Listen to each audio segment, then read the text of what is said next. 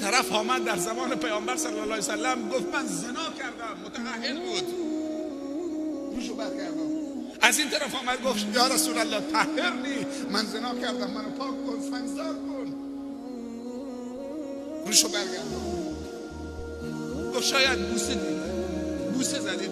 گفت نه طهرنی، من زنا کردم، میدونم که زنا یعنی چه. گفت شاید دست کشیدید. گفت نه من زنا کردم، طهرنی، منو پاک کن، یعنی سنگسار کن. گفت بوی دهنش بکنید، این شراب نخورده. گفت این جنون نداره، دیوانه نیست. گفت نه من سالمم، من زنا کردم، طهرنی یا رسول الله، دستور بده منو سنگسار کنن در ملأ عام. بردن سنگسارش بکنن، سنگ که به بدنش خورد دردش گرفت فرار کرد. ماعز دیگه میشناسیدش، ماعز صحابه رسول الله صلی الله علیه وسلم دنبالش کردن تا سنگسارش کردن. سنگ که بیش میزدن میگفت که منو بر بگردونید پیش رسول الله، هی منو بر بگردونید پیش رسول الله. ولی برش نگردوندن. رسول الله خیلی ناراحت شد. گفت وقتی که برگشت از اعترافش چرا نیاوردیدش اینجا؟ شاید توبه میکرد، خدا توبهشو میبخشه. کسی که ندیدش خودش داره اعتراف میکنه. از این دیگه بالاتر در جوانای ما، در هر انسانی خداوند یک از زمینه‌های درونی تربیت حس کنجکاوی در انسان هست. پرسشگره. این میتونه عاملی باشه برای هدایت شدن، برای تربیت پذیرفتن.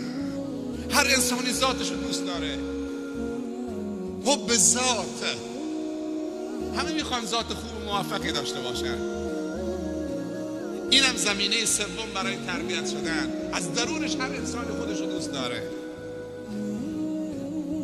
حب تعالی، این زایده حب ذاته.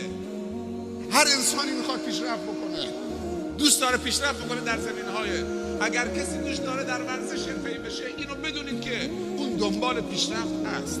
اگر کمی باش درست بنشینی صحبت بکنی در غیر ورزش و تحصیل و علم و ایمان هم اخلاق هم کم کم حالش میشه که باید رشد بکنه. حب تعالی و رشد.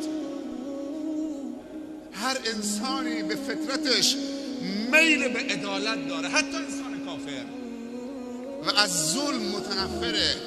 حب عدالت، میل به عدالت.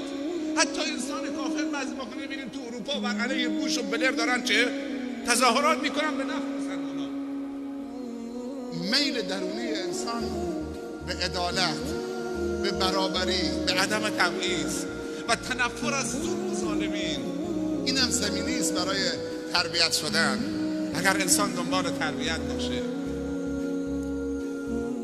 خداوند به همه ما و شما جزای خیر عنایت بفرمایند و خداوند به همه ما و شما توفیق اعمال شایسته عنایت بفرمایند و همه ما و شما و خانواده ما و شما همه را در راه خدمت به دین خدا و خلق خدا خداوند در راه خودش قبول بفرمایند و ما و شما و فرزندان ما و شما را و دوستان ما و شما را و همه برادر و خواهر مسلمان را در همه امورات زندگی دین و دنیا و آخرت خاتمه به خیر بگردانند و خداوند ما را هدایت شده و بعد از هدایتش و هدایت شدن هدایتگر جامعه اسلامی و انسانی قرار بدهند و خداوند ما و شما را از همه وساوس شیطانی نجات بدهند و خداوند خیرات دنیا و آخرت را نصیب بفرمایند.